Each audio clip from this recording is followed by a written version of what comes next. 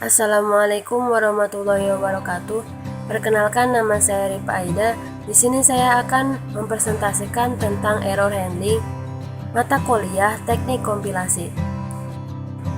Mengapa terdapat error handling pada sebuah program? Sebuah kompilator akan sering menemui program yang mengandung kesalahan atau error. Maka kompilator harus memiliki penanganan atau handling yang harus dilakukan untuk menangani kesalahan-kesalahan tersebut. Adapun kesalahan-kesalahan tersebut dapat berupa poin pertama, yaitu leksial atau kesalahan mengetik atau mengeja keyword. Misal, den ditulis ten. Poin yang kedua yaitu sintaks. Kesalahan pada tata cara penulisan. Misal, A sama dengan X tambah B, kurung buka, B dikali dalam kurung C ditambah D. Pada contoh operasi aritmatika tersebut, kurang tanda kurung tutup di akhir. Poin yang terakhir yaitu semantik. Kesalahan penentuan tipe data. Misal integer C sama dengan 1,5 dikali 0,78. Kesalahan pada contoh tersebut adalah tipe data integer dipakai untuk variabel string.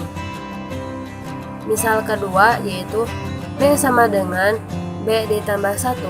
Kesalahannya ialah variabel B belum terdefinisikan nilainya. Bagaimana prosedur error handling? Yang pertama, mendeteksi kesalahan. Yang kedua, melaporkan kesalahan. Yang ketiga, tindak lanjut perbaikan. Misalnya, ketika kompilator menemukan kesalahan, maka akan muncul pesan error 162 jumlah unknown identifier. 162 itu kode kesalahan, kemudian jumlah adalah nama identifier, unknown identifier itu pesan kesalahannya.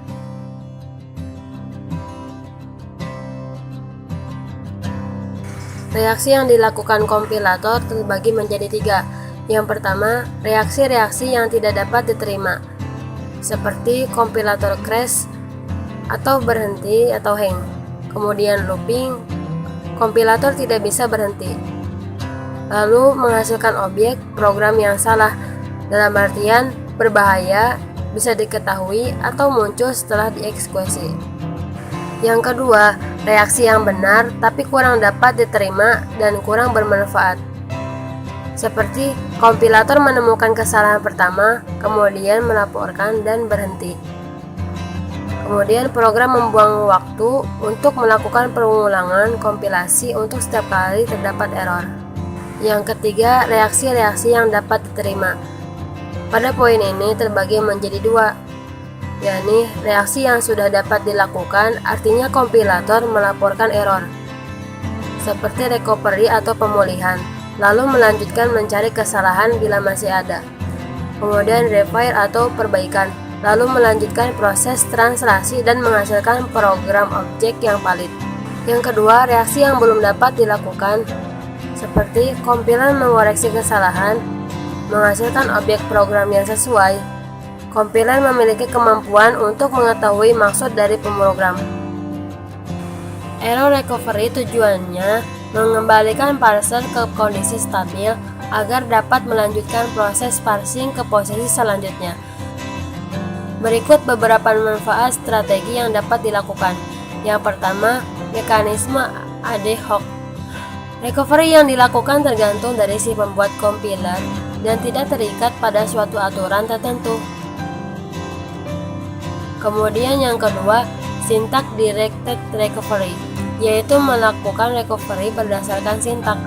Misalkan, begin A sama dengan A tambah 1, B sama dengan B tambah 1, C sama dengan C tambah 1, lalu N. Compiler akan mengenali sebagian begin statement tanda tanya, statement titik koma, statement end titik koma, Lalu tanda tanya akan diperlakukan sebagai titik koma dalam notasi BNF.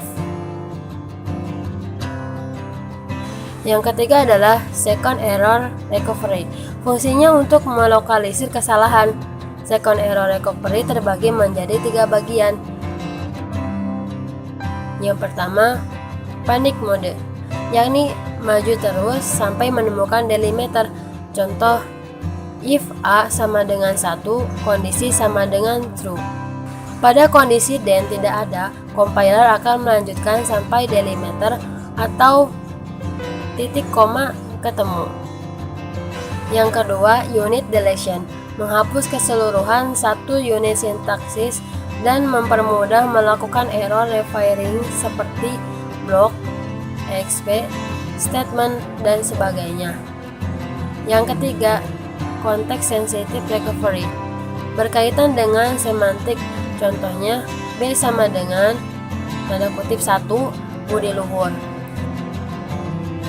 Pada awal program, variabel B belum dideklarasikan, maka berdasarkan pemunculannya, maka diasumsikan variabel B bertipe string.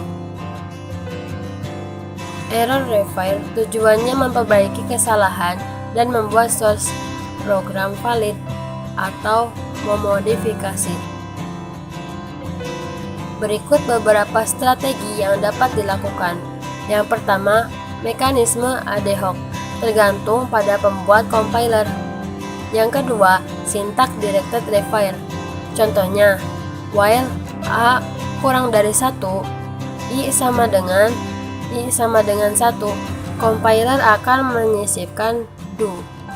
Contoh prosedur increment, begin X sama dengan X tambah 1, kemudian N, lalu N.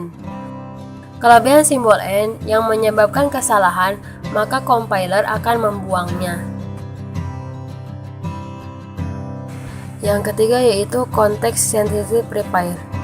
Tipe identifier membuat identifier dummy.